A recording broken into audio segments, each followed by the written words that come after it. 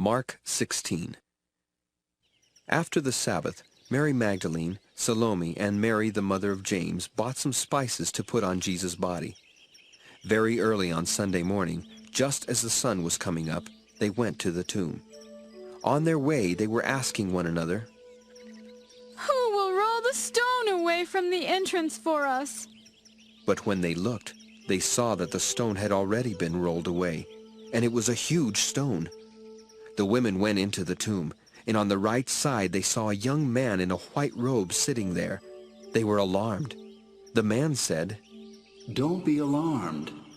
You are looking for Jesus from Nazareth, who was nailed to a cross.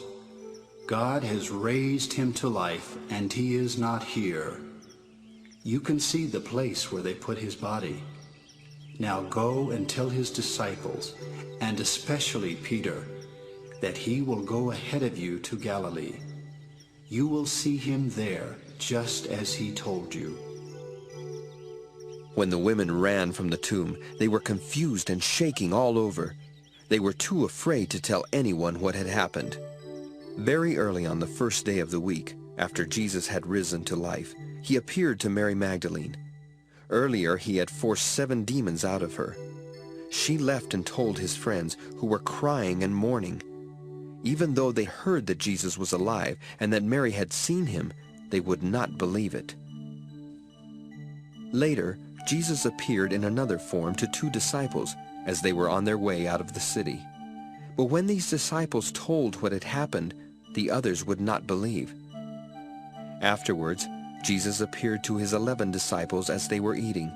He scolded them because they were too stubborn to believe the ones who had seen him after he had been raised to life.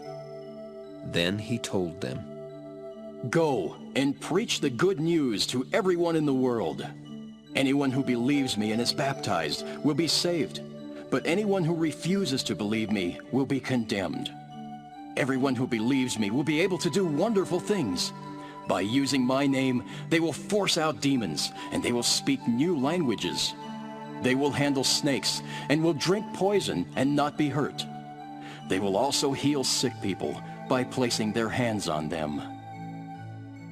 After the Lord Jesus had said these things to the disciples, he was taken back up to heaven, where he sat down at the right side of God. Then the disciples left and preached everywhere. The Lord was with them, and the miracles they worked proved that their message was true. Another old ending to Mark's Gospel. The women quickly told Peter and his friends what had happened. Later, Jesus sent the disciples to the east and to the west with this sacred and everlasting message of how people can be saved forever.